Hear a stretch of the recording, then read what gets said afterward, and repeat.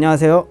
오늘은 마지막으로 개도국의 광역도시로 가보겠습니다. 개도국은 먼저 인구가 선진국에 비해 상당히 많은 편이고 자원 부국이 많다는 특징이 있죠. 중국, 인도 말고도 인구가 많은 개도국은 상당히 많습니다. 국마을 사람들에서는 이집트, 나이지리아, 아르헨티나, 브라질의 광역도시를 살펴보겠습니다. 먼저 북아프리카의 중심인 이집트입니다. 이집트는 인구 1억 1천만 명이 사는 곳이고 세계 14위의 인구 대국입니다. 이집트 최대 도시는 수도인 카이로죠. 카이로는 4대 문명 발상지로 정말 유구한 역사를 자랑하는 도시입니다. 카이로 광역도시는 2023년 기준 인구가 약 2,200만 명, 1인당 GDP는 약 8,600달러로 추정됩니다. 다음은 좀 더 밑으로 내려가 볼까요? 나이지리아입니다. 나이지리아 인구는 무려 2억 3천만 명으로 세계 6위입니다. 합계 출산율은 5명을 상회하죠. 우리나라가 0.7명 정도이니 우리나라의 거의 7배의 수치입니다. 나이지리아는 이집트에 비해 다소 생소하시죠? 저도 이번에 알게 되었는데요. 나이지리아의 최대 도시는 라고스입니다.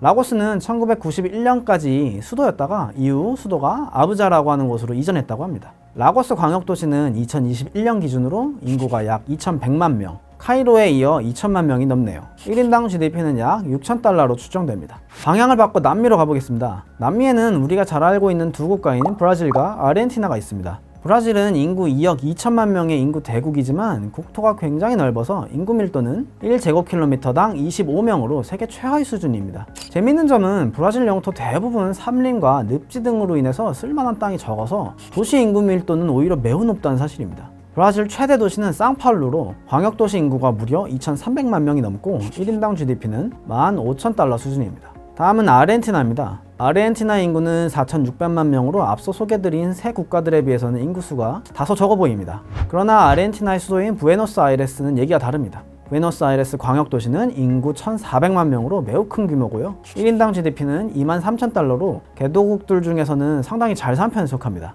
사실 아르헨티나는 과거 20세기 초반만 하더라도 세계 10대 선진국 반열에 들었습니다. 농업과 목축업을 바탕으로 상당한 부를 이뤄 아르헨티나를 남미의 프랑스, 부에노스아이레스를 남미의 파리라고 부를 정도였죠. 그러다 1940년대 중반 후안 페론이 대통령으로 당선되면서 쇠락의 길로 접어들었습니다. 그런데 개도국의 광역도시를 보면서 좀 의아하다는 생각 들지 않으셨습니까? 카이로, 라고스, 상파울루, 부에노스아이레스는 그다지 산업이 없는 것 같은데 도시가 매우 크네요. 우리에게 친숙한 광역도시들은 주로 선진국들이거나 중국과 같이 급격히 공업화가 진행되는 국가들로 산업화를 거쳐서 경제가 발전하고 광역도시가 만들어지는 경로였죠. 반면 개도국의 광역도시들이 등장하는 경로는 다소 다릅니다. 산업화가 상대적으로 약함에도 불구하고 자원 수입으로 인해 광역도시가 나타났기 때문이죠. 앞서 살펴본 이집트, 나이지리아, 브라질, 아르헨티나는 모두 자원 부국에 속합니다. GDP에서 자원의 부가가치가 차지하는 비중이 아르헨티나 3%, 브라질 8%,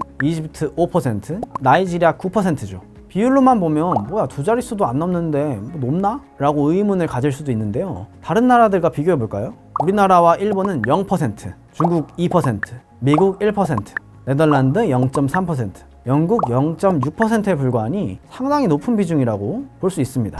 이집트는 천연가스 수출 세계 6위, 나이지리아는 세계 10대 산유국이고요. 금, 납, 아연 등 광물 자원이 매우 풍부합니다. 브라질은 철광석, 니켈, 구리 등의 광물 자원, 아르헨티나는 세계 최대 리튬 보유국입니다. 경제학에서는 개도국의 도시화가 선진국과 달리 풍부한 자원에서 영향을 받았다고 설명합니다. 자원의 가격이 상승했든 생산량이 증가했든 자원 수출로 인한 수입이 증가하면 경제의 전반적인 소득이 증가합니다. 이 소득 효과는 크게 4개의 경로를 통해 산업화를 거치지 않고도 개도국의 도시화를 촉진합니다. 첫째, 소득이 증가하면 사람들은 다양한 소비를 원해 교역제와 비교역제의 수요가 증가합니다. 교역제는 실물의 거래가 가능한 것으로 공산품과 식료품이 있습니다. 반면 비교역제는 거래가 불가한 것으로 미용실에서 머리하기 등 대부분의 서비스업이 여기에 속합니다. 일반적으로 제조업과 농수산업에 기반을 둔 교역제는 국제시장에서 거래가 되기 때문에 자국의 수요가 증가하더라도 이를 수입으로 어느 정도 대체할 수 있습니다.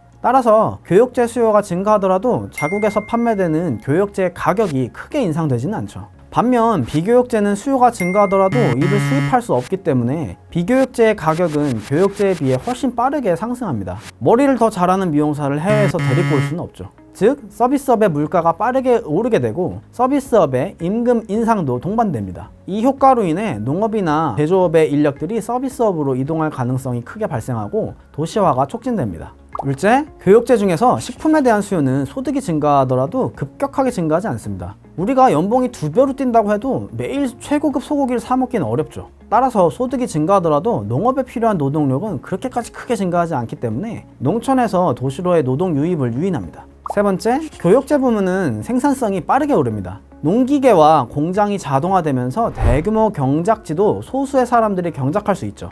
호주나 미국의 대평원에서 비행기 타고 농약 뿌리는 광경 볼 수 있고요. 제조업의 공장도 사람 없이 자동화가 충분히 가능하죠. 반면 서비스업은 결국 사람이 하는 일입니다. 그렇기 때문에 생산성 향상이 상대적으로 매우 더딥니다. 50년 전의 미용실이나 지금의 미용실이나 생산성 측면에서는 큰 차이가 있기 어렵습니다. 미용사 한 명이 1시간에 창출할 수 있는 부가가치가 과거에 비해 증가하였더라도 이것이 제조업의 부가가치 증가와 비교가 될까요? 생산성이 오르면 그만큼 인력이 불필요하기에 서비스업이 많은 도시로 인력이 이동하게 되죠. 넷째, 자원이 많은 개도국에 제조업이 있더라도 자원 수입 증가는 제조업의 발전을 저해합니다. 자원을 팔아 돈을 벌면 수출 대금이 외환시장으로 들어오고요. 자국 화폐 가치가 높아져서 환율이 떨어집니다. 문제는 환율이 떨어지면 수출 가격 경쟁력이 떨어져서 제조업이 성장하기 어렵다는 점이죠. 네덜란드가 1960년대에 대규모 가스전 개발로 인해 이와 동일한 경험을 하였는데요. 경제학에서는 이를 네덜란드병, 더치 디지즈라고 부릅니다.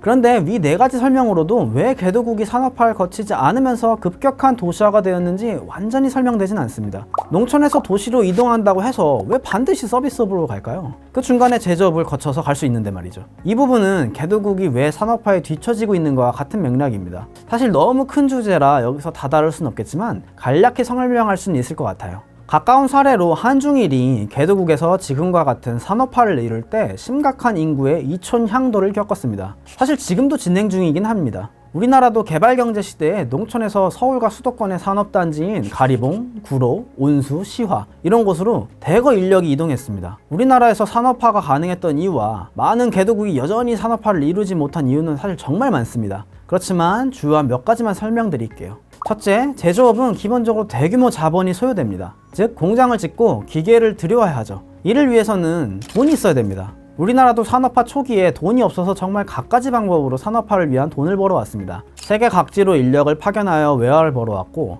머리카락을 잘라 가발을 만들어 수출하였죠. 영화 국제시장에서 나오는 파독광부, 간호사가 대표적인 사례죠. 여기에 정부는 해외에서 돈을 빌리기 위해 정말 갖가지 노력을 하였습니다. 둘째, 자본이 있어서 공장을 지어 이를 운영하려고 해도 자질을 갖춘 노동력이 필요합니다. 우리나라 사람들은 교육에 목숨 건 사람들이죠. 기초학력이 누구보다 우수합니다. 산업화의 필수 조건 중 하나는 바로 이 기초 자질을 갖춘 규격화된 노동력입니다. 세 번째, 경제의 기본은 효율성입니다. 효율성은 우선 어느 한 곳에 집중적으로 몰려서 발생합니다. 산업화를 이룬 대부분의 국가들은 효율성을 높이기 위한 정책을 정부에서 적극적으로 활용하였습니다. 즉, 특정 산업, 기업, 지역에 특혜를 주어 이들이 먼저 치고 나가도록 육성을 하는 것이죠.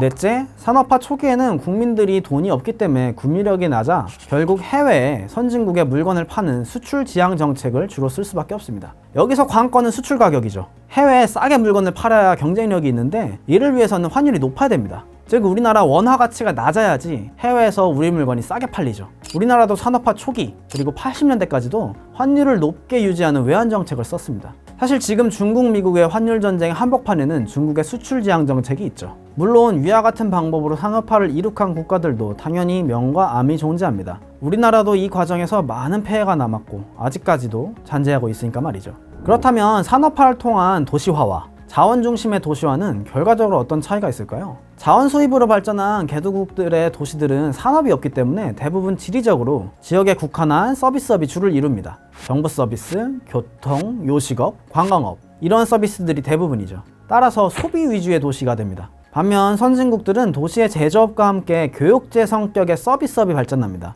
예를 들어 컨설팅업, 금융업과 같은 전문 서비스 업종이죠. 앞서 봤던 미국과 네덜란드 도시들이 여기에 해당합니다. 생산 위주의 도시가 된다고 볼 수 있을 것 같습니다. 지금까지 국마을 사람들과 함께 개도국의 광역도시들 그리고 선진국과 자원부국 개도국의 광역도시의 차이점에 대해 알아봤는데요. 이번 영상도 즐겁게 시청하셨으면 좋겠습니다. 그럼 다음 영상부터는 본격적으로 우리나라의 국토정책인 지역 균형 발전과 광역도시 정책에 대해 살펴보겠습니다. 감사합니다.